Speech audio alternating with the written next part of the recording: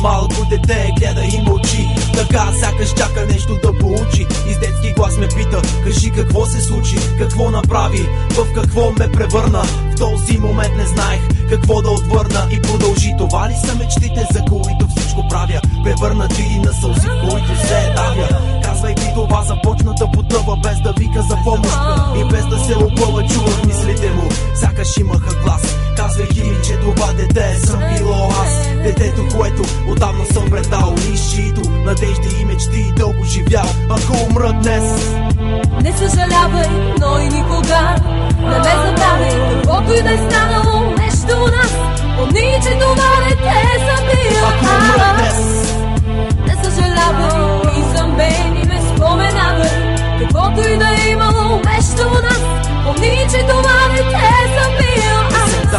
залеза настъпва, сърцето ми се свива, тялото ми стръпва, очите ми тъжно разказват с подробности за всички онези пропуснати възможности. Отварям вратата на тази празна къща, едва прекрачвам прага и стомахът ми се обръща. Събуждат се спомени в главата ми, несбъднати мечти им подкосяват краката ми. Трудно е, повярвай, но се държа. Липсват ми моменти, стискам зъби, ще продължа. Вече съм пораснал на 23, продължавам да бъда загубеняка без пари, с десетки проекти, чакащи да видят бял свят. Казват ми: откажи се, но ще бъда и над. Взех образование, ще остане трофей в рамка. Искам да греба с шепи, а не да смуча от сламка. Ако умра днес, не съжалявай, но и никога не ме забравяй, каквото и да е станало нещо у нас.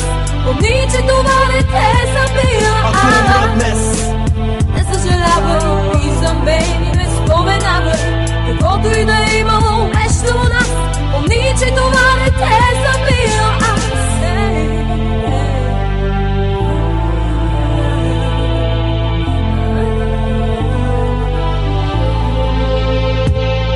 Ако спре да бие моето сърце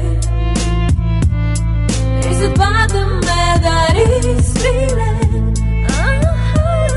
не погребвай ти мечтите ми с мен, а живей с тях до последния ден. ако умра днес, не съжалявай, но и никога не ме забравяй, каквото и да е станало нещо у нас. Помни, че това дете съм